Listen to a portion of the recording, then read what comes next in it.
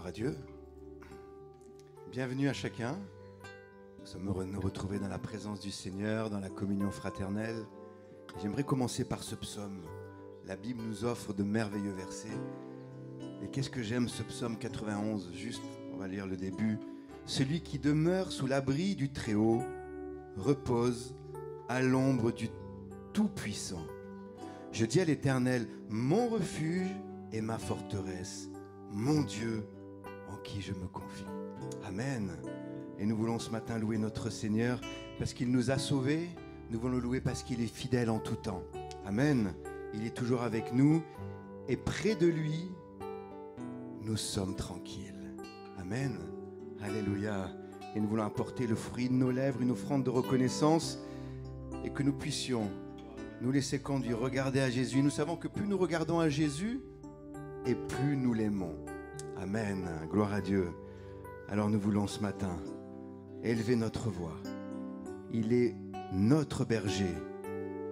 Et il ne nous demande pas de tout porter, il ne nous demande pas de tout gérer, mais c'est lui qui nous conduit, c'est lui qui nous nourrit, comme nous rappelle le psaume 23, c'est lui qui nous fait reposer, qui renouvelle nos forces et c'est lui qui restaure notre âme. Amen. Et nous voulons chanter de tout notre cœur ce matin. Alléluia.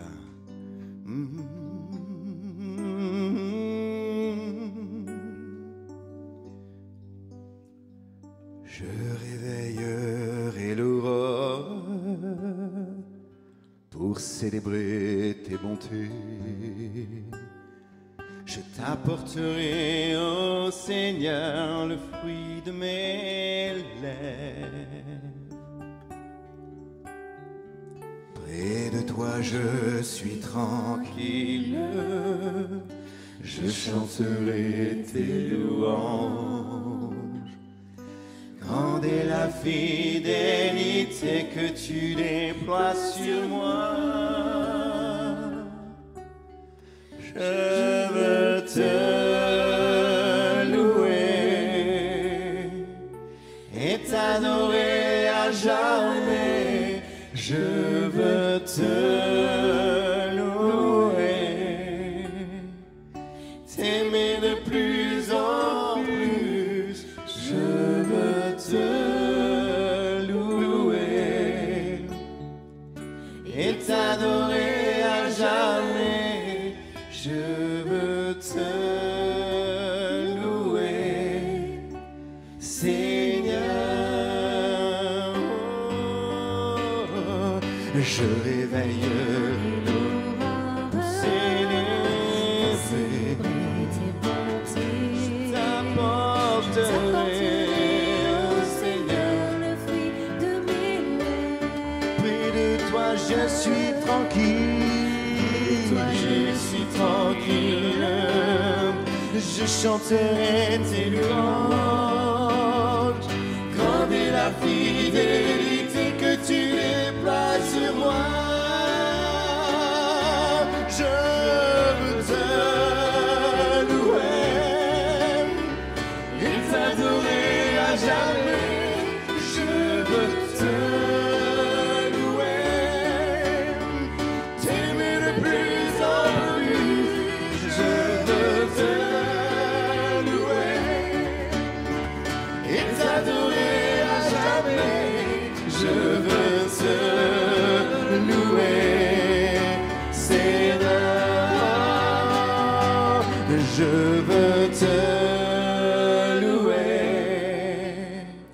et t'adorer à jamais. Je veux te louer, t'aimer de plus en plus. Je veux te louer et t'adorer à jamais. Je veux te louer, Seigneur.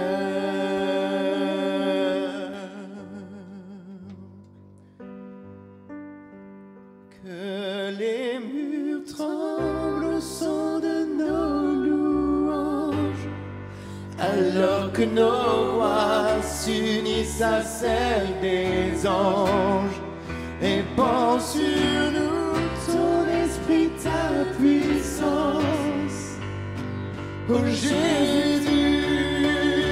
chantons que les murs tremblent, que les murs tremblent au son de nos louanges, alors que nos voix s'unissent à celles des anges.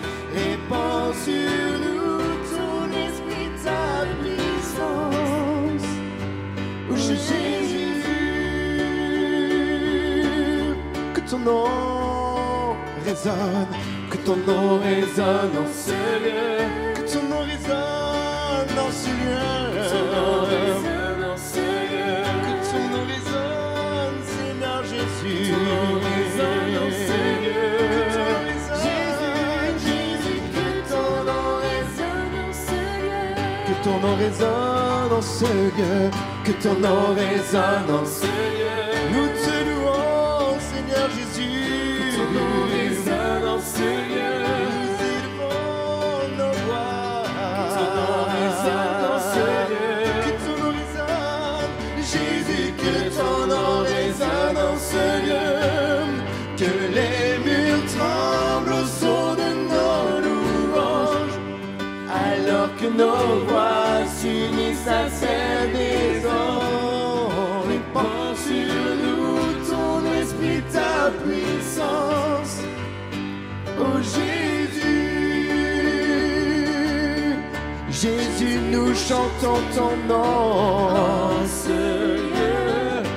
Oui, nous invoquons ton nom en ce lieu. Oui, nous te proclamons en ce lieu. Tu es Seigneur des Seigneurs. Jésus, nous chantons ton nom en ce lieu. Oui, nous invoquons ton nom en ce lieu. Oui, nous te proclamons en ce lieu. Tu es Seigneur des Seigneurs. Que les murs tremblent au son de nos louanges, alors que nos voix s'unissent à celles des anges. Répand sur nous ton esprit, ta puissance. Oh Jésus, que ton nom résonne, Que ton nom résonne en ce lieu, que ton nom résonne en ce lieu, que ton nom résonne en ce lieu, que ton nom résonne, que ton nom résonne en ce lieu. Jésus, que ton nom résonne en ce lieu. Alléluia. Jésus, ta bonté ne faillit jamais. Merci pour ta fidélité, ton amour. Merci parce que tu nous accompagnes chaque jour. Alléluia. Ta bonté nous accompagne. Tu es là, Seigneur Jésus, chaque jour. Je t'aime, Seigneur. Ta bonté ne faillit jamais. Chaque jour, tu me tiens dans tes mains. Du moment où je me lève jusqu'à mon coucher, je chanterai la bonté de Dieu. tu as toujours été fidèle. Toute ma vie, tu as été si bon. Avec le souffle que tu me donnes, je chanterai la bonté de Dieu. J'aime ta voix, tu m'as conduit hors de l'épreuve, dans les nuits sombres, tu te tiens tout près de moi. Je te connais comme un père et un temps nuit, et j'ai vécu dans la bonté de Dieu.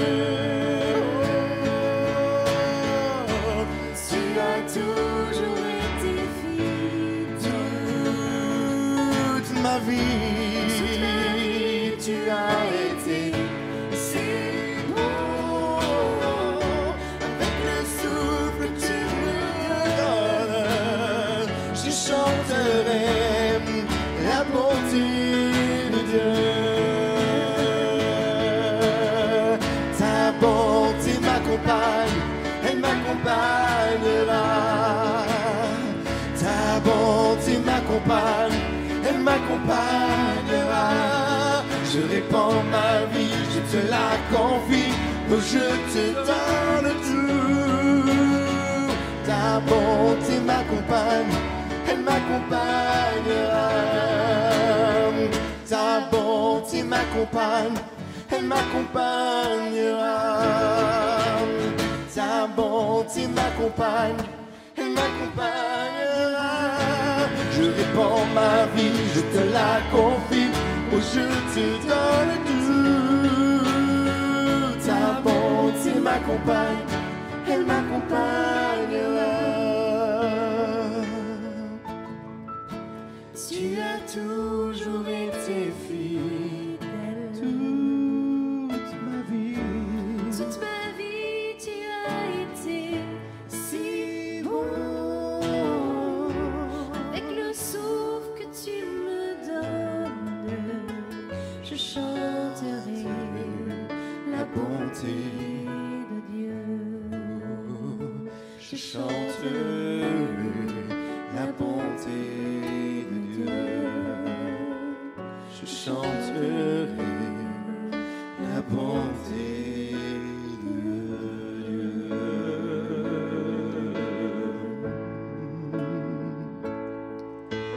Dieu. Dieu, tu es grand et digne de louange. Dans la cité de Dieu, la ville sainte,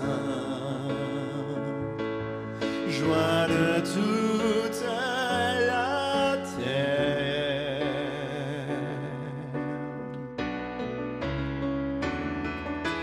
Dieu, tu es grand, toi qui nous donnes la victoire. Tu nous aides à vaincre l'ennemi. Nous plions le genou. Oh, Seigneur, nous voulons élever ton nom. Et nous te disons merci pour ce que tu fais dans nos vies. Seigneur, son amour ne tarit jamais. Tu es le Dieu d'éternité, tu règnes sur la terre et dans les cieux. Nous pourrions nous lever ensemble, chanter Dieu, tu es grand et digne. Dieu, tu es grand et digne de louange. Dans la cité de Dieu, la ville sainte, chante toute la terre.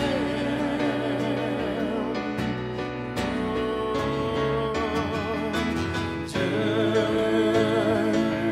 tu es grand, toi qui nous donnes la victoire. Il nous donne la victoire, alléluia. Tu nous aides à vaincre l'ennemi. Nous plions le genou. Oh, oh, oh. Seigneur, nous voulons élever ton nom.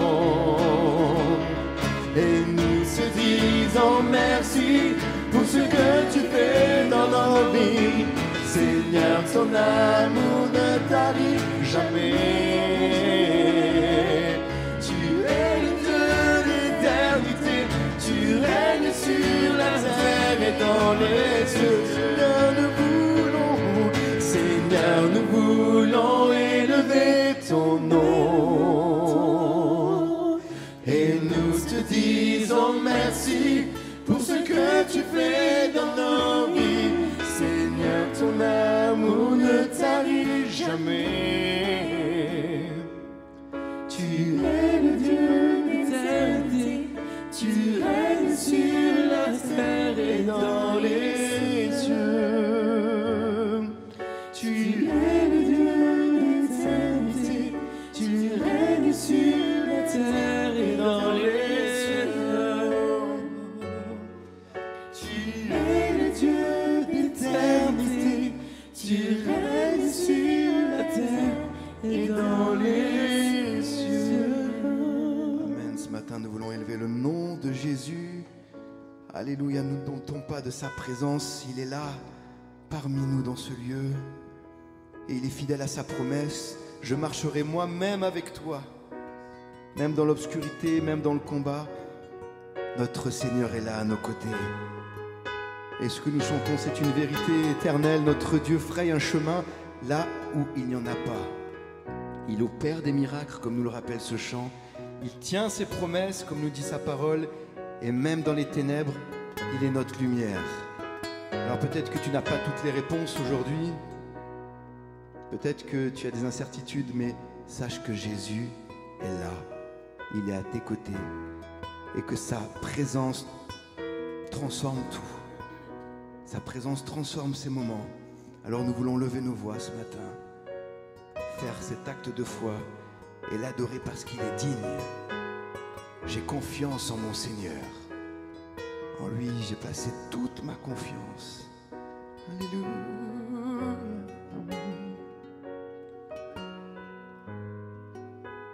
Tu es là, présent parmi nous.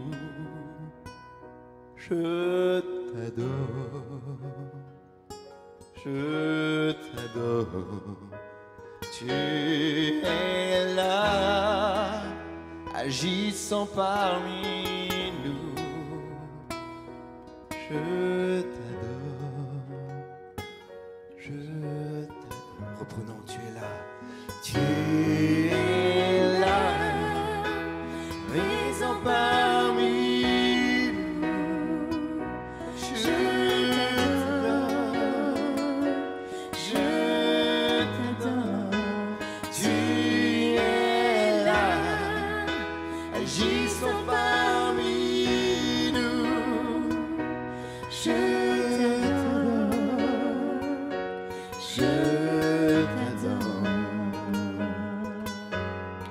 Tu frayes un chemin au Père des miracles. Tu tiens tes promesses, lumière dans les ténèbres. Mon Dieu, c'est ce que tu es. Nous le croyons. Tu frayes un chemin au Père des miracles. Tu tiens tes promesses, lumière dans les ténèbres. Mon Dieu, c'est ce que tu es. Tu es là, présent parmi nous. Je t'adore, je t'adore. Tu es là, transformant nos vies, nos vies. Je t'adore, je t'adore. Tu frayes un chemin au Père des miracles. Tu tiens tes promesses, lumière dans les ténèbres. Mon Dieu, c'est ce que tu es. Tu frayes un chemin au Père des miracles. Tu tiens tes promesses, lumière dans les ténèbres. Mon Dieu, c'est ce que tu es. Pour ce que tu es.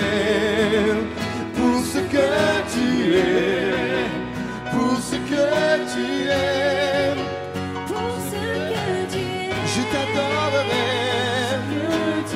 Je te pour ce que tu es, pour ce que tu es, Je t'exalte. pour ce que tu es. Et même si je ne vois rien, mon Dieu, tu es là. Et même si je ne sens rien, mon Dieu, tu es là. Tu es là, tu es là, Seigneur. Tu es là, tu agis Seigneur. Et même si je ne vois rien, mon Dieu, tu es là. Et même si je ne sens rien, mon Dieu, tu es là. Tu es là, Seigneur. Tu es là, tu agis Seigneur. Et même si je ne vois rien, mon Dieu, tu es là. Et même si je ne sens rien, mon Dieu, tu es là. Tu es là, Seigneur. Tu es là, tu agis Seigneur. Et même si je ne vois rien, mon Dieu, tu es là. Et même si je ne sens rien, mon Dieu, tu es là. Tu es là, Seigneur. Tu es là, présent parmi nous. Je t'adore, tu es là, agissant parmi nous. Je t'adore, tu es là, tu es là, présent parmi nous. Je t'adore, je t'adore. Transformons nos vies, transformons nos vies. Je t'adore, je t'adore. Tu feras un chemin au Père des miracles. Tu tiens tes promesses, lumière dans les ténèbres, mon Dieu. Saisis la victoire ce matin, crois-le. Il accomplit toujours ses promesses, notre Seigneur. Ce qu'il dit, il accomplit toujours. Chante-le ce matin de tout ton cœur. Tu ferais un chemin,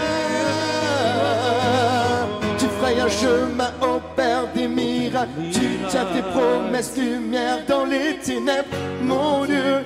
C'est ce que tu es. Oh, oh, oh. Tu ferais un chemin au Père des miracles. Tu tiens tes promesses, lumière dans les ténèbres, mon Dieu. C'est ce que tu es.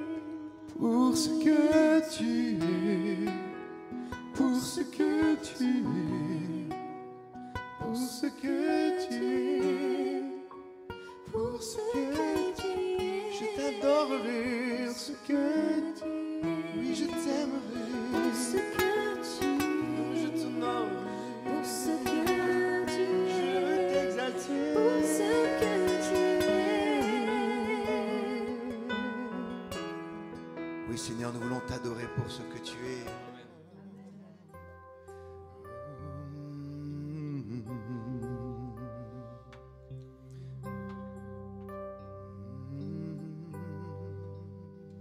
Dieu peut faire infiniment et au-delà.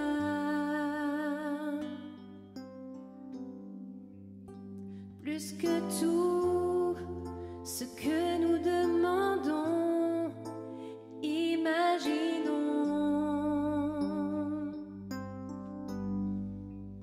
Ses promesses, oui et amen, se réalisent.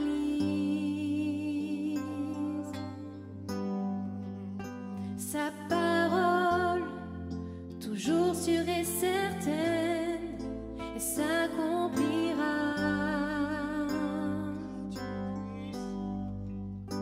Car il est puissant. Dieu est puissant. Dieu de l'impossible. Je sais qu'il peut tout accomplir. Tout accomplir, il est sans limite. Je sais qu'il peut tout accomplir. Tout accomplir. Dieu est grand, majestueux, il règne en roi. Il ordonne et calme les tempêtes, Il a tout pouvoir.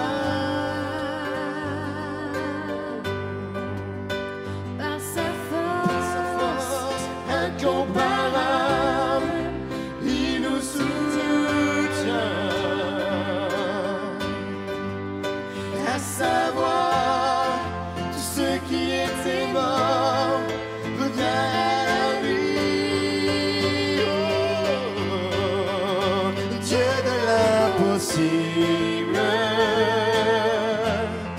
Je sais qu'il peut tout accomplir, tout accomplir, il est sans limite. En lui je peux tout accomplir, Dieu de l'impossible. Je sais qu'il peut tout accomplir, tout accomplir, il est sans limite.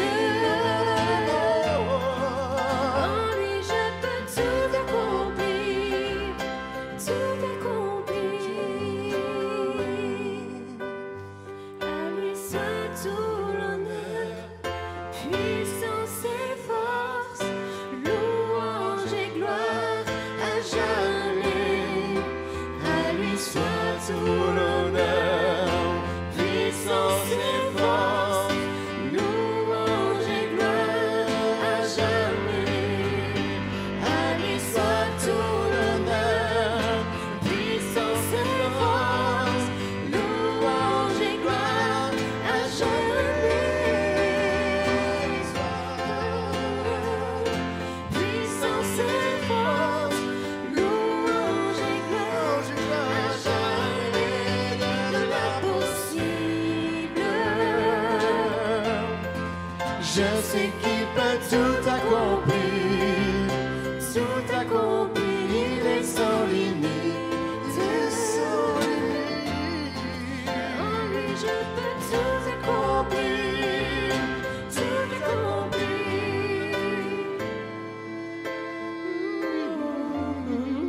Je sais qu'il peut tout accomplir, tout accomplir, il est sans limite. Oh, En lui je peux tout accomplir, tout accomplir. Dieu de l'impossible.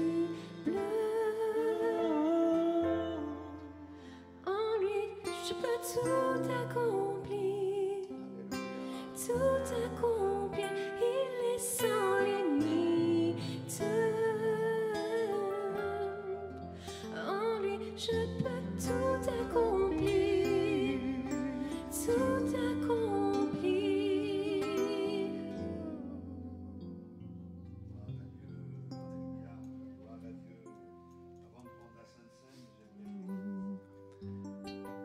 Tu es plus grand, tu es bien plus grand.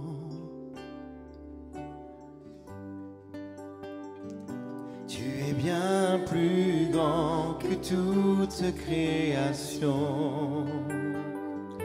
Tu es plus grand que la sagesse humaine. Tu étais de toute éternité. Tu es bien plus grand que les royaumes. Tu es bien plus grand que toutes les splendeurs. Tu es plus grand que les trésors du monde. Nul ne pourra sonder ta grandeur. Crucifié, la pierre est roulée pour mourir. Rejeté et brisé, humilié, Jésus a souffert d'avoir choisi de nous aimer plus que tout.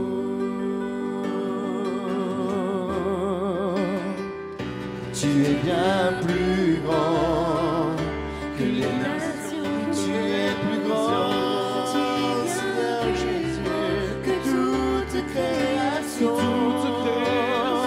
Tu es plus grand que la sagesse humaine. Tu étais de toute éternité. Tu es plus grand, Bien plus grand plus grand que les royaumes.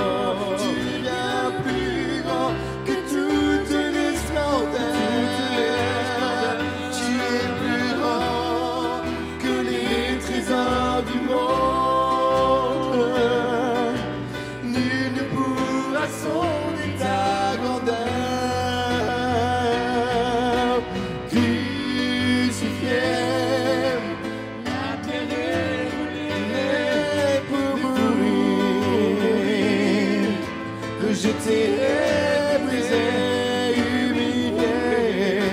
Jésus a souffert d'avoir choisi de nous aimer, plus que tout.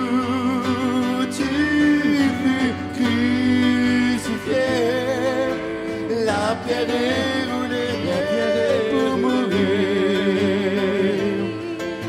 Je t'ai brisé, humilié.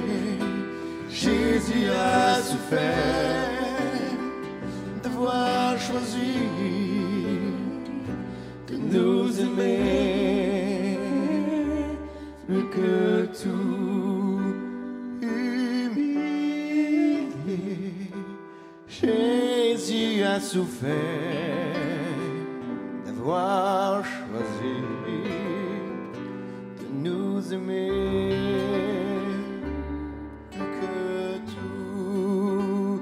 Humilié, Jésus a souffert d'avoir choisi de nous aimer plus que tout.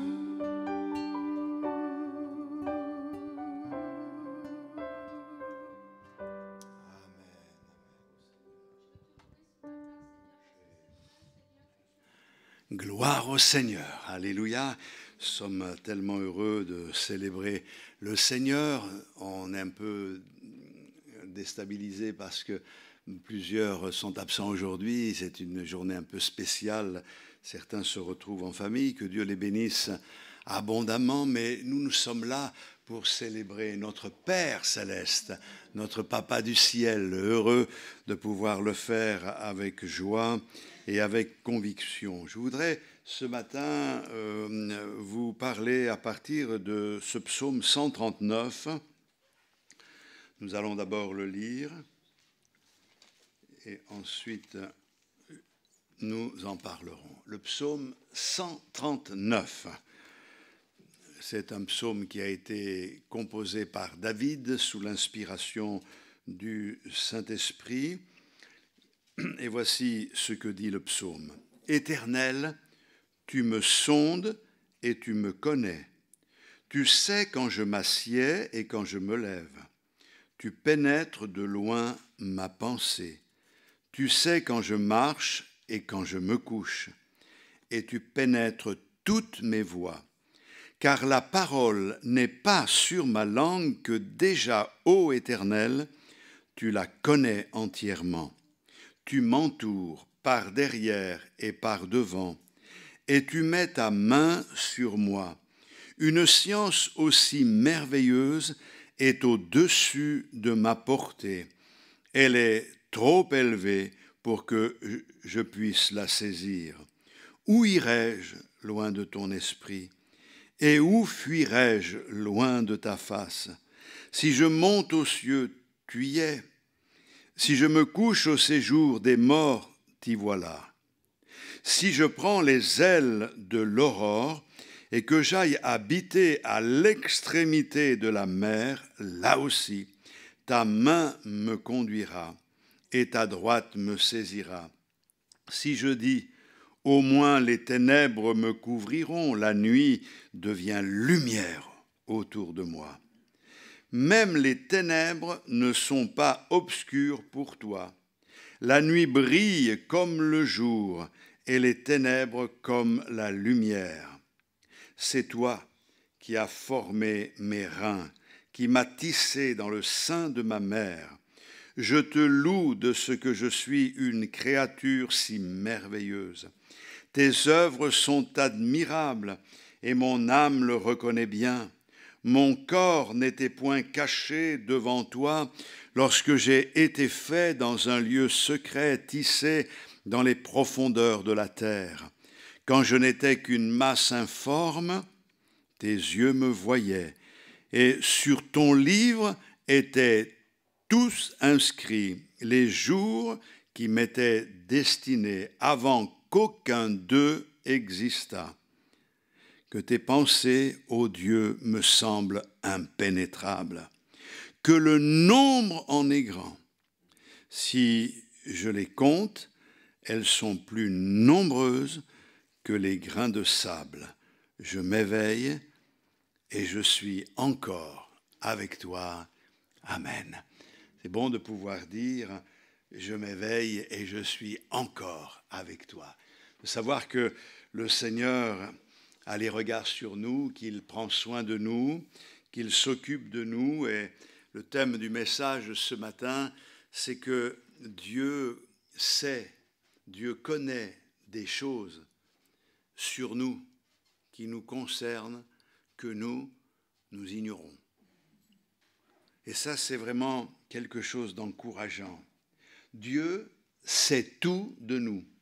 Dieu sait tout de toi.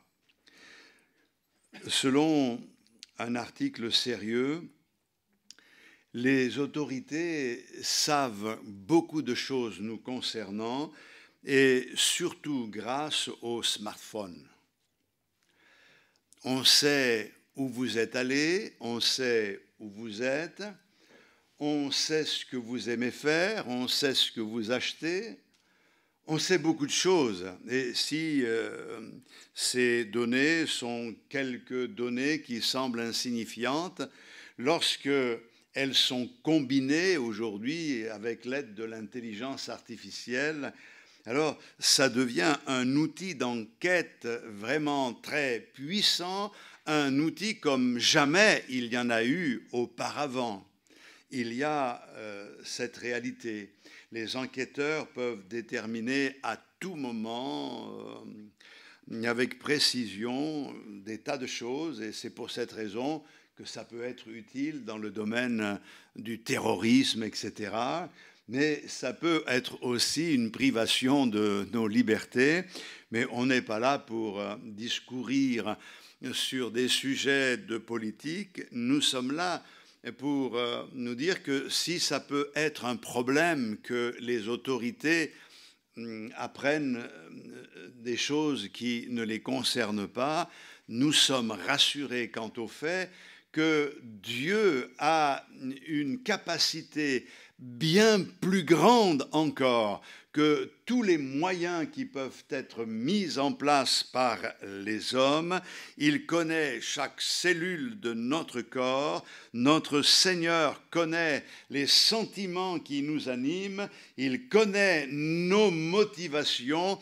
Et ce matin, il sonde nos cœurs, car ce qu'il veut trouver au milieu de nous, c'est de l'amour pour lui, c'est la joie de le servir. Et le Seigneur le voit parfaitement. Et parce qu'il connaît tout, parce qu'il sait tout, il est omniscient, notre Seigneur, nous avons raison de lui faire confiance. Il connaît tous les détails de notre vie, il connaît la fin dès le commencement, il sait ce que nous serons dans 10 ans, dans 20 ans, et s'il revient d'ici là, il sait que nous serons avec lui dans la gloire. Il connaît des choses que nous ne connaissons pas. La Bible dit qu'il connaît même, je vais me tourner ailleurs, le nombre de cheveux qu'il y a sur notre tête.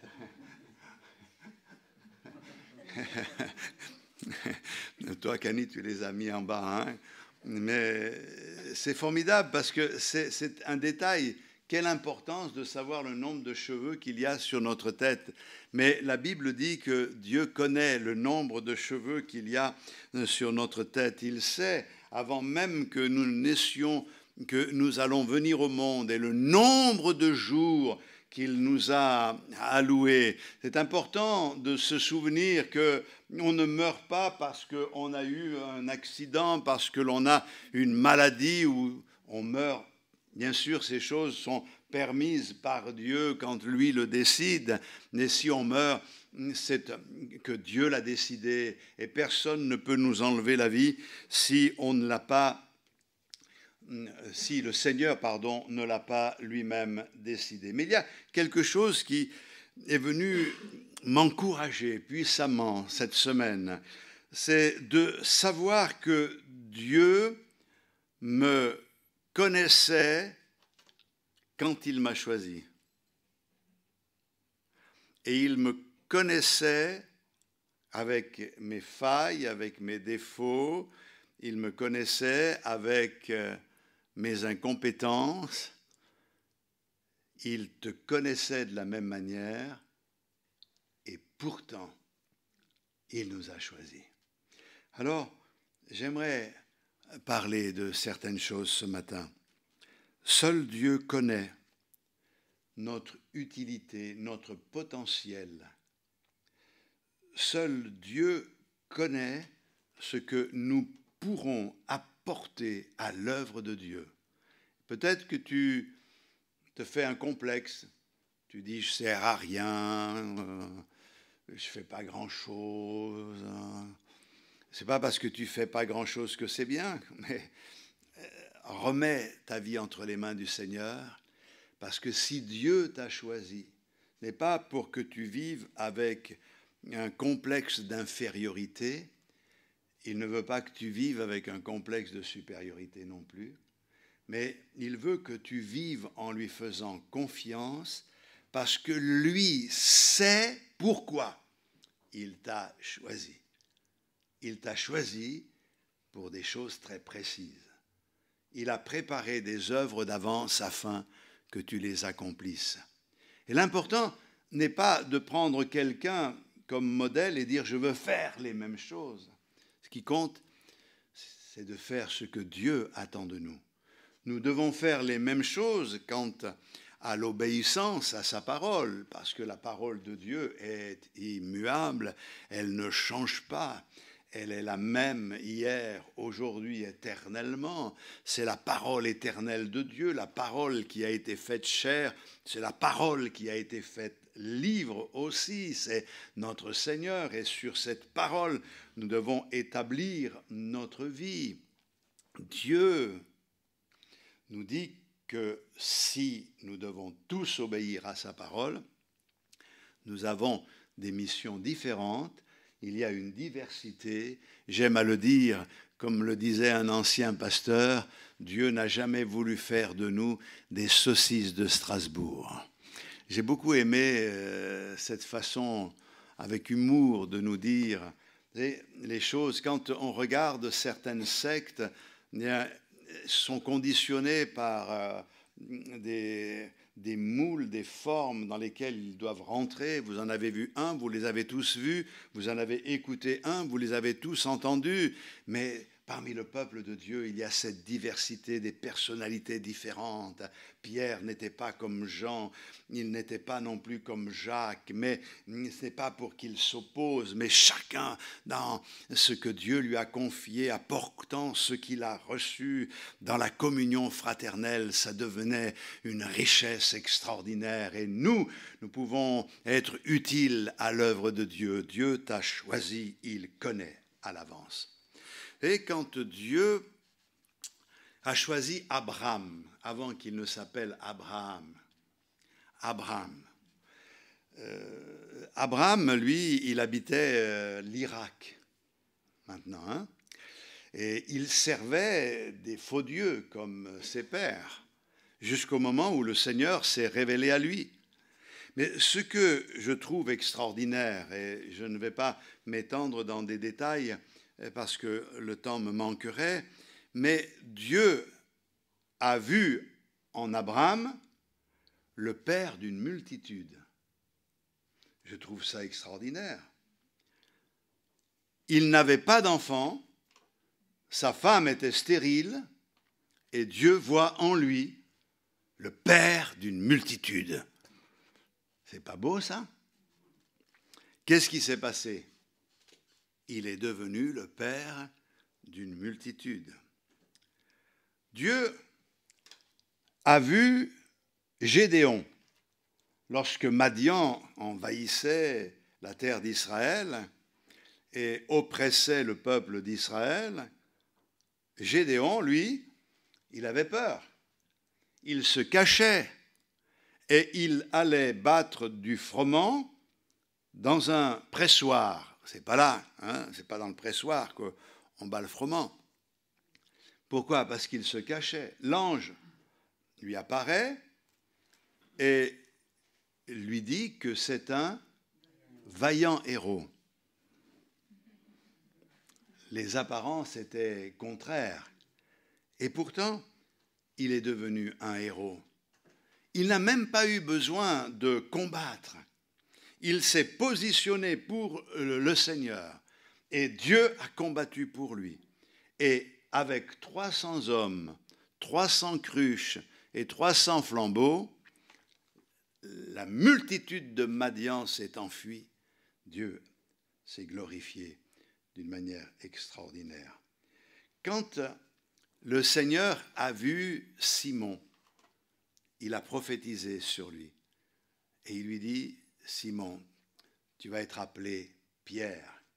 Et sur cette pierre, je bâtirai mon église.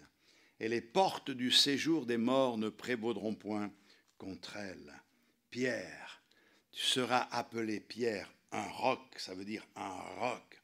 Ce n'est pas sur lui que Dieu a établi l'Église, mais sur la déclaration qu'il avait donnée avant, tu es le Christ, le Fils du Dieu vivant et vrai, nous le comprenons. Et tu es Pierre, et sur la pierre de la révélation que tu as reçue, je bâtirai mon Église. Mais Pierre, tu es un roc. Je te donne les clés du royaume des cieux. C'est extraordinaire de voir que Dieu prophétise que le caractère de Pierre sera un caractère semblable à un roc. D'ailleurs, il a reçu les clés, non pas pour nous ouvrir le paradis quand nous mourrons, mais c'est lui qui a ouvert les portes, qui a permis aux Juifs réunis pour la fête le jour de la Pentecôte de se donner à Christ, de mettre leur vie en règle avec le Seigneur. C'est lui qui a annoncé l'Évangile. Ce jour-là, 3000 personnes sont passées par les eaux du baptême. Ça a été extraordinaire. Quel miracle! C'est lui qui a été conduit chez Corneille. Et là aussi, il ouvre la porte aux gentils. Quelle est la clé qui ouvre la porte?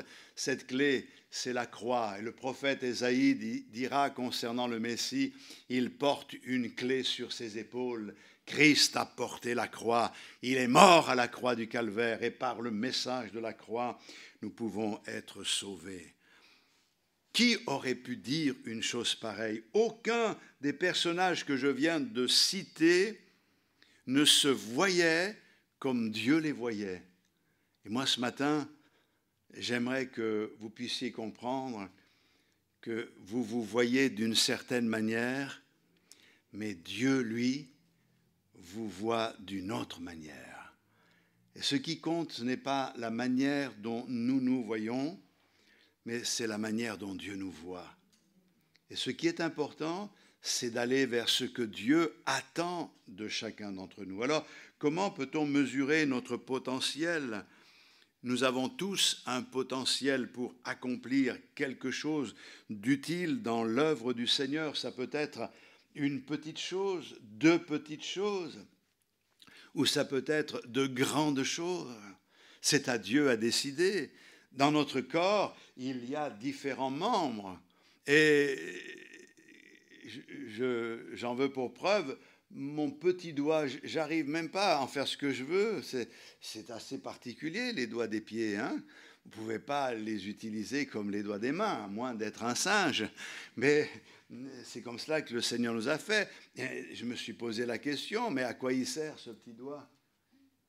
Et j'ai lu un article un jour médical qui dit qu'il est très utile au corps parce qu'il permet un équilibre parfait.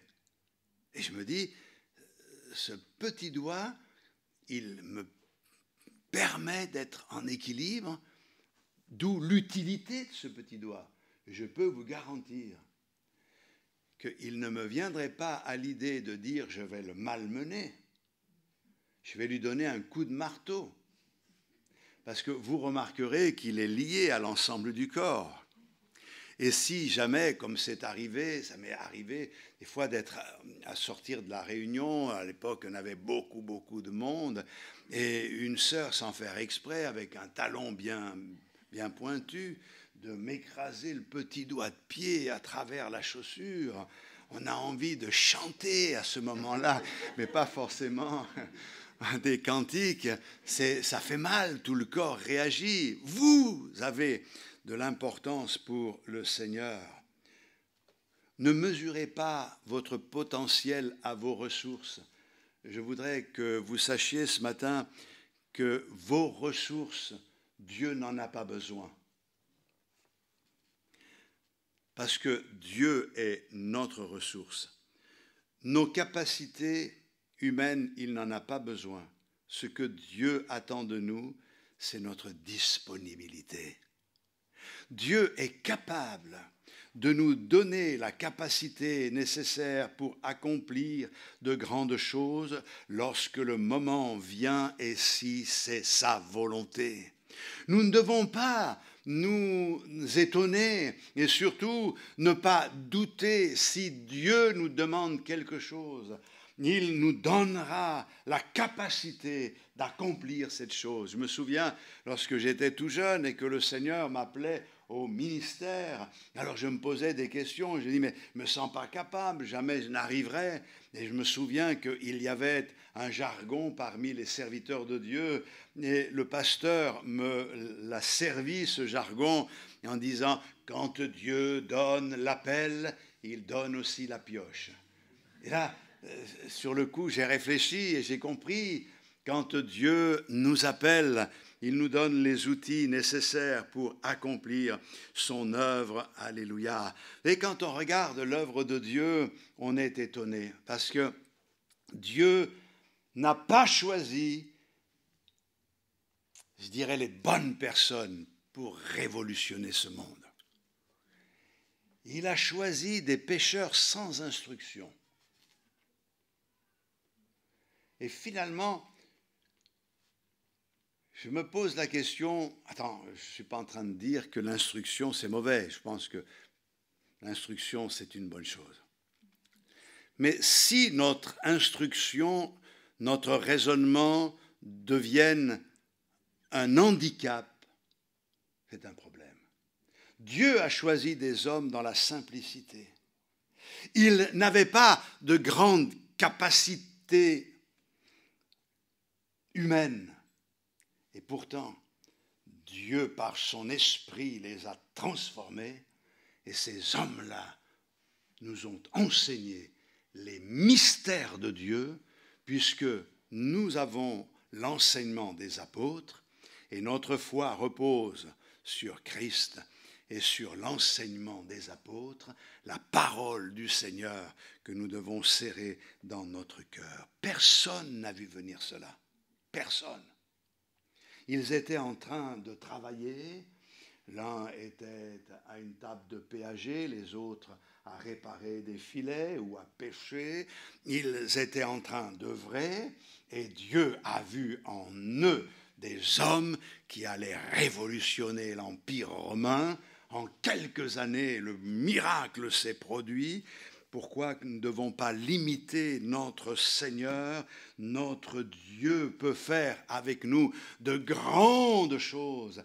Et lorsque l'on a expérimenté la grâce de Dieu, on a envie d'apprendre, on a envie de savoir, on a envie de connaître. Mais la priorité à ce moment-là, c'est d'apprendre, de connaître les choses de Dieu. Non pas pour en avoir plein la tête, mais pour en avoir plein le cœur, afin de les vivre avant tout, de les communiquer. Qu'est-ce qui me permet aujourd'hui d'être dans la joie, d'avancer, d'affronter certaines réalités avec confiance et avec paix dans mon cœur? Ce n'est pas les circonstances, ce ne sont pas les circonstances, ce n'est pas ma capacité, mais c'est ce que le Seigneur me communique par la révélation de sa parole dans cette communion avec lui. Qu'est-ce qui est indispensable aujourd'hui quand on voit le monde dans la dérive qui est la sienne aujourd'hui? Regardez ce qui se passe, la violence, les guerres, les bruits de guerre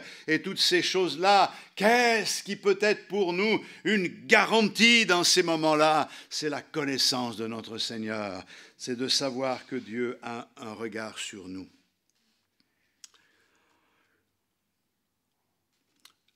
Dieu sait également ce qu'il y a dans nos cœurs.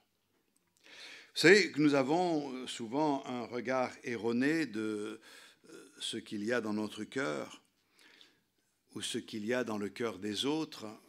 Souvent, les autres nous jugent sans vraiment nous connaître. Ils nous jugent à partir d'informations qui sont des informations incomplètes. Ils nous jugent d'après les apparences. Vous avez été jugé sur les apparences, sur des informations qui n'étaient pas complètes. Et à cause du fait que nous sommes jugés sur les apparences, nous essayons de paraître. Et ça nous pousse à porter quelquefois des masques et à paraître ce que nous ne sommes pas réellement. Certains essayent de paraître ce qu'ils ne sont pas réellement. Et ça crée des problèmes parce que au fond du cœur, il ne peut pas y avoir de pleine satisfaction. Il y a des gens qui se croient beaux et ils paraissent alors qu'ils ne le sont pas. La véritable beauté, c'est celle que le Seigneur peut voir dans un cœur. C'est la beauté de l'amour de Dieu, de la fidélité au Seigneur, de l'attachement à sa parole, de la communion que nous entretenons avec lui. C'est pour cette raison que concernant Jésus, il n'avait ni beauté ni éclat pour attirer les regards. Et pourtant, le psalmiste dit « Tu es le plus beau des fils de l'homme ». Le psalmiste, ayant cette révélation, en arrive à dire « Je te loue de ce que je suis une créature si merveilleuse. Tes œuvres sont admirables. » Mais nous savons une chose, c'est que ça ne sert à rien de paraître. Il faut être vrai et authentique. Mais Dieu voit dans nos cœurs. Et la Bible nous dit dans Jérémie 17, verset 9, « Le cœur est tortueux par-dessus tout et il est méchant. Qui peut le connaître ? » Bien Dieu. Dieu connaît notre cœur. Dieu a une évaluation parfaite de ce que nous sommes réellement. Il nous connaît mieux que nous pouvons nous connaître nous-mêmes. D'ailleurs, dans l'évangile de Luc au chapitre 16, le verset 15,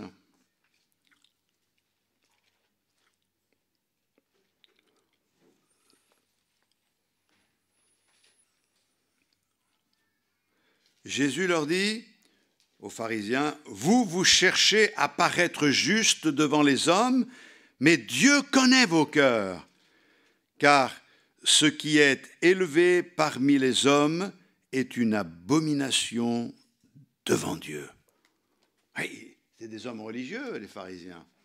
Et le Seigneur leur donne une leçon incroyable.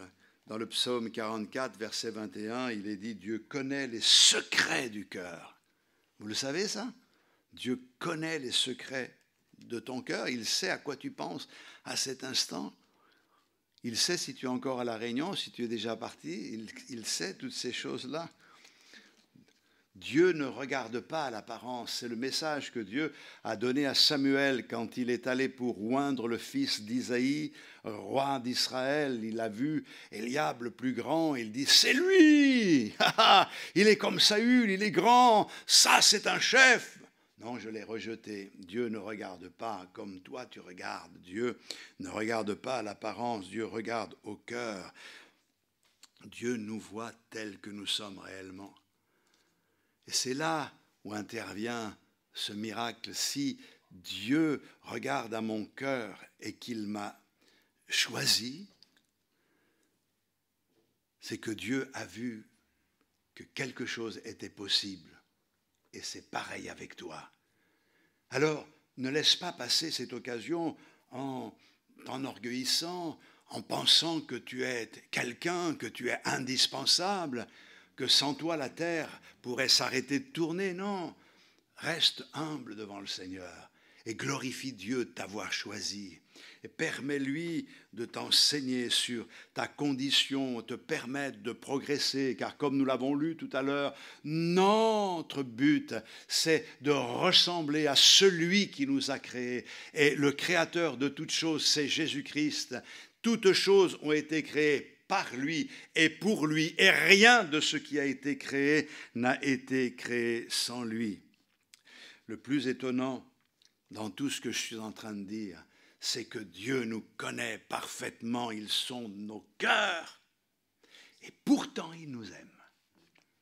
Et ça, c'est un miracle. Béni soit le Seigneur pour cet amour. Maintenant, seul Dieu connaît notre avenir. Seul Dieu connaît ce que nous serons. Nous avons une vision limitée de cette vie. Et d'ailleurs, on sait très bien que demain est un point d'interrogation. On ne sait pas. On est debout aujourd'hui et demain, pam. Je parlais dans une réunion cette semaine en faisant une mission à Perpignan chez nos frères gitans. J'ai commencé mon message en disant « Je vais vous parler d'un jeune homme ». Ce jeune homme, c'était un jeune qui était heureux de vivre. En plus, il avait certainement de la famille chrétienne. Il allait aux réunions. Et ce soir-là, il est venu à la réunion. Il s'est assis sur le bord de la fenêtre parce qu'il voulait profiter aussi de ce qui se passait à l'extérieur. Et il ne savait pas cette nuit-là qu'il allait vivre un drame. Il est tombé du 3e étage et quand on l'a relevé, il était mort. Beaucoup de personnes nouvelles étaient là. Ils se disaient, mais qu'est-ce que c'est cette histoire-là? C'est terrible.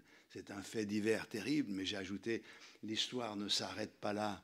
Il y a eu l'intervention de Dieu. Et il a été ramené à la vie. Et il est revenu dans la chambre haute. Il ne s'est plus assis sur la fenêtre. Et il est resté jusqu'au matin à écouter l'apôtre Paul prêcher le message de l'Évangile. Je crois que on ne sait pas ce qui peut arriver. On a une vision limitée, mais Dieu sait. Regardez ce que dit la parole de Dieu. Prenons des textes comme cela, vous comprendrez beaucoup mieux, mais dans 1 Jean au chapitre 3, regardez ce que dit l'apôtre Jean. Bien-aimés, nous sommes maintenant enfants de Dieu. Ça, on le sait. On sait ce que nous sommes. Et ce que nous serons n'a pas encore été manifesté. Mais nous savons que lorsque cela sera manifesté, nous serons semblables à lui, parce que nous le verrons tel qu'il est. Quiconque a cette espérance en lui se purifie comme lui-même est pur. Alléluia. Nous ne savons pas les détails de ce qui arrivera demain, mais nous savons quand même une chose. Et le Seigneur a voulu éclairer notre esprit, nous enseigner que lorsqu'il paraîtra, nous paraîtrons aussi. Et parce que nous le verrons, nous serons semblables à lui. C'est au moment où les morts en Christ ressusciteront premièrement, et nous les vivants, nous serons changés en un clin d'œil, et nous partirons à la rencontre du Seigneur. Mais lorsque le psalmiste parle de ce qu'il est, et là c'est quand même quelque chose de particulier, mais le psalmiste, dans le psaume 22, dit ceci au verset 7, « Et moi, je suis un ver et non un homme, l'opprobre des hommes et le méprisé du peuple. » C'est vrai que c'est ce qu'il ressent, le psalmiste, quand il écrit ce psaume, mais il écrit sous l'inspiration du Saint-Esprit et il prophétise sur la personne de Jésus. On a du mal à associer la vie humaine à celle d'un ver. Et pourtant, c'est comme si le psalmiste ouvrait les yeux sur une réalité. Il réalise qu'il est dans un corps qui est limité. Il est comme un ver. Il est méprisé des hommes. Et ce qui se passe et que l'on va connaître de plus en plus, c'est que en vivant dans la foi, nous allons être de plus en plus méprisés par les hommes qui ne veulent pas entendre parler du Seigneur. Et Dieu nous voit tels que nous sommes réellement, et ça, c'est extraordinaire. Nous savons que lorsqu'il paraîtra, nous le verrons et nous serons changés.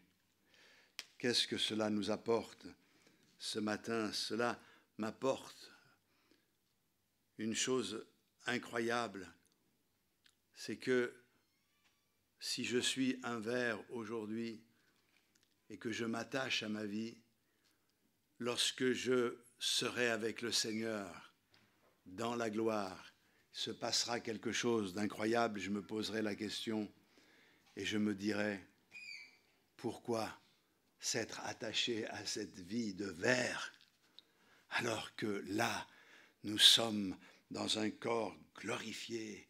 Et c'est pour cette raison que 1 Corinthiens 15, Paul parle de la résurrection, il parle de ces choses magnifiques qui concernent notre vie en Christ. Ce qui est semé, la semence de la chair, c'est la corruption, mais la semence de l'esprit, c'est la vie éternelle, c'est cette félicité, alléluia. Nous avons cette semence de la chair en nous, qui est la corruption, mais nous avons reçu une semence qui vient du ciel, la semence qui vient du ciel, qui fait de nous de nouvelles créations, et nous sommes transformés. Ça me fait penser à une petite histoire amusante, je vous la raconte. C'est une petite fille qui est allée passer les vacances chez sa grand-mère, et cette petite fille qui était chez sa grand-mère est montée, glissée sur ses genoux, elle la regarde, sa grand-mère, et elle lui dit, « Mamie », c'était une famille chrétienne, hein, « Mamie, c'est Dieu qui t'a créé, toi ?» Et la mamie, elle dit, « Oui, ma chérie, c'est Dieu qui m'a créé il y a bien longtemps. »« Ah !»« Dis, mamie, oui, ah chérie, qu'est-ce qu'il y a? C'est Dieu qui m'a créé, moi aussi. » Et la mamie, elle dit, « Mais oui, ma chérie, c'est Dieu qui t'a créé il n'y a pas longtemps. C'est Dieu qui t'a créé. » Et là, elle reste interrogative, elle réfléchit. Et elle dit, « Dieu s'est beaucoup amélioré depuis, hein ?»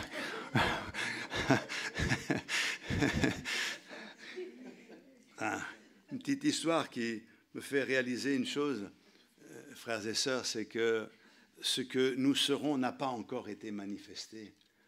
Mais nous savons que ce sera extraordinaire. Et là, nous pourrons dire, tu t'es bien amélioré, hein, Seigneur. Hein? C'est pas qu'il s'est amélioré, mais voilà. Maintenant, je vais aborder un dernier point, je vais prendre quelques minutes encore. Dieu connaît les limites de notre capacité à résister à la tentation. Et c'est pour cette raison que Paul dit aux Corinthiens, au chapitre 10, dans la première aux Corinthiens, « Aucune tentation ne vous est survenue qu'elle n'ait été humaine. » Et avec la tentation, avec l'épreuve, Dieu vous a donné le moyen d'en sortir. Il a prévu le moyen d'en sortir. Dieu sait ce que nous pouvons supporter. Dieu le sait, nous non. C'est pour cette raison que quelquefois, nous avons l'impression d'en supporter plus que de raison. La Bible dit que nous ne pouvons pas être tentés, éprouvés au-delà de nos forces, et pourtant, l'apôtre Paul dit, nous étions tentés au-delà de nos forces. Mais c'est aussi pour nous amener à réaliser quelque chose de très important dans nos épreuves, c'est que lorsque je suis faible, c'est alors que je suis fort. Lorsque je suis faible, c'est alors que je suis fort. C'est Paul qui le dit. Parce que quand j'ai épuisé toutes mes ressources, il ne me reste qu'une seule chose à faire, c'est me confier dans le Seigneur.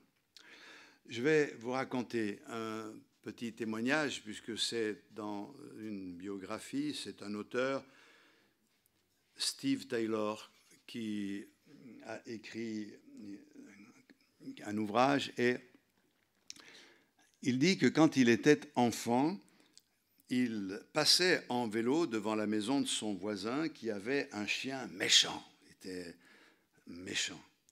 Et quand il est passé avec son vélo, le chien a couru et il a essayé d'attraper ses jambes. Donc il a fini par mettre ses jambes sur le guidon et le chien aboyait. Il avait peur, le gamin. Le propriétaire est sorti et a rappelé son chien. Et il a dit « Tu as peur du chien, hein ?» Et le petit a dit « Mais oui, j'ai peur, il a voulu me mordre. » Et alors à ce moment-là, il a attrapé son chien, un vieux chien, il lui a tiré sur les babines comme ça, et le chien a un peu ouvert la bouche, il n'avait plus de dents. Et il raconte ce témoignage. Pourquoi je vous le raconte? Parce que notre adversaire est redoutable. Je vais vous dire une chose que je n'ai jamais dite, mais notre adversaire n'a plus de dents. Parce qu'il a été vaincu par notre Seigneur à la croix du Calvaire. Et j'aimerais que vous vous attachiez au Seigneur pour comprendre qu'il est fidèle, même si vous ne comprenez pas, même s'il vous semble que ça n'arrivera jamais. Dieu l'a dit, il le fera. Et la Bible dit à plusieurs reprises, je n'ai pas le temps de vous lire ces textes, mais que toutes les paroles que Dieu avait révélées à Moïse ou à d'autres se sont accomplies à la lettre. Ce que Dieu dit, il le fait toujours. Gloire à son nom. Et nous savons ce que dit Lamentation de Jérémie, chapitre 3, verset 19. Il vivait dans la souffrance, il était dans l'épreuve. Et il dit, quand je pense à ma détresse et à ma misère, à l'absinthe, c'est terrible, et au poison, quand mon âme s'en souvient, elle est abattue au-dedans de moi. Voilà ce que je veux repasser en mon cœur, ce qui me donnera de l'espérance. Les bontés de l'Éternel ne sont pas épuisées, ses compassions ne sont pas à leur terme, elles se renouvellent chaque matin. Oh, que ta fidélité est grande. Amen. Dieu est un Dieu fidèle. Vous savez, la voûte d'étoiles brille, les étoiles brillent de plus en plus au fur et à mesure que le ciel s'assombrit. Et ça devrait être la réalité du chrétien. Plus c'est sombre et plus il doit briller. Maintenant, j'ai quand même, pour terminer, noté les notes de John Wesley. Il a écrit des notes qui m'ont particulièrement parlé. Regardez la vie de cet homme, comment il écrit sur son journal intime. Dimanche 5 mai matin, j'ai prêché à Sainte-Anne. On m'a demandé de ne plus revenir. Dimanche 5 mai, l'après-midi, j'ai prêché à Saint-Jean. Les diacres ont dit « Sortez et restez dehors ». Dimanche 12 mai au matin, j'ai prêché à Saint-Jude et je ne peux pas y retourner non plus. Dimanche 19 mai au matin, j'ai prêché à l'église de Somdoby, Else. Les diacres ont convoqué une réunion spéciale et m'ont dit de ne pas revenir. Dimanche 19 mai, l'après-midi, j'ai prêché dans la rue et j'ai été expulsé. Dimanche 26 mai, au matin, j'ai prêché dans un pré. Ils ont lâché un taureau pendant la réunion. Dimanche 2 juin, au matin, j'ai prêché à la sortie de la ville. J'ai été expulsé. Dimanche 2 juin, l'après-midi, j'ai prêché dans un pâturage. 10 000 personnes sont venues m'écouter. Ça, c'est son journal intime. Je crois qu'il est important de comprendre que Dieu sait. Il ne se plaît pas à nous éprouver, et ça n'a pas été facile, ces dates que j'ai citées, mais Dieu façonne son serviteur pour qu'il soit davantage efficace. Chaque arme forgée contre nous se retourne contre l'adversaire. Je vais terminer. Aujourd'hui, c'est la fête des pères, je prends des libertés, mais c'est important que je dise ce témoignage. C'est l'association des missions indiennes en Inde rapporte qu'un groupe musical d'une église s'est rendu à Tikapur pour une rencontre d'église, une espèce de congrès au Népal, pour un rassemblement donc d'églises. Quelques heures avant leur retour en Inde, ils devaient repartir, la police les arrête. Et le chef de la police a confisqué leur fourgon. Alors, plusieurs agents qui étaient présents pour les arrêter ont ensuite utilisé leur fourgon pour un déplacement personnel à Dankadi, à 240 km de là. Donc, vous comprenez la situation, c'est la police qui les arrête, leur confisque le fourgon et ils l'utilisent pour eux. Ils partent donc à 240 km de là et des voleurs les attaquent. Au moment où ils traversent une forêt, ils sont attaqués par des brigands parce que ces brigands pensaient que c'était des chrétiens. Et ils les ont attaqués pour leur voler ce qu'ils avaient et leur faire du mal. Mais ils ont été confrontés à ce qu'ils ne s'attendaient pas. Les policiers qui étaient dans le fourgon ont sorti leurs armes, ils ont commencé à tirer et à faire fuir les voleurs qui ont pris la fuite. Et le pasteur a déclaré au chef de la police « Loué soit Dieu qui nous a sauvé la vie ». Alors le chef ne comprenait pas ce qu'il était en train de dire. Il dit « Dieu a utilisé notre arrestation et le vol de notre fourgon pour nous sauver la vie.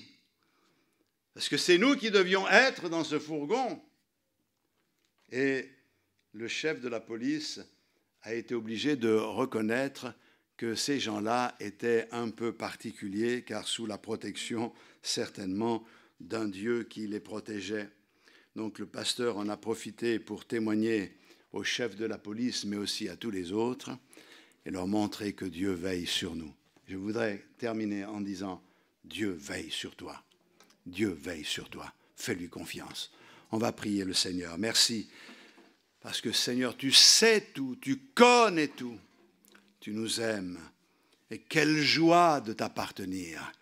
Quelle joie d'être à toi. Nous savons, même quand nous ne comprenons pas ce qui nous arrive, il y a une raison derrière. Et cette raison est sous ton contrôle, car toute chose concourt au bien de ceux qui t'aiment. Alors merci de bénir l'ensemble des frères et sœurs ici présents, de bénir ceux qui n'ont pas pu venir. Nous pensons à Priscilla qui est malade. Mon Dieu, pose ta main sur elle et d'autres encore. Accorde-leur le relèvement dans le nom de Jésus, notre Sauveur.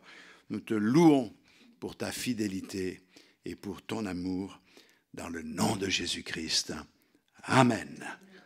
Amen et Amen. Gloire au Seigneur. Repassez cette parole dans votre cœur et revenez sur les textes essentiels de l'Écriture. Nous avons mercredi soir notre étude biblique à 19h30. Dimanche prochain, notre culte à 10h. En attendant de vous revoir, Dieu vous comble de ses grâces. C'est là ma prière et mon vœu. Bon retour à tous et à bientôt, le plaisir de vous retrouver.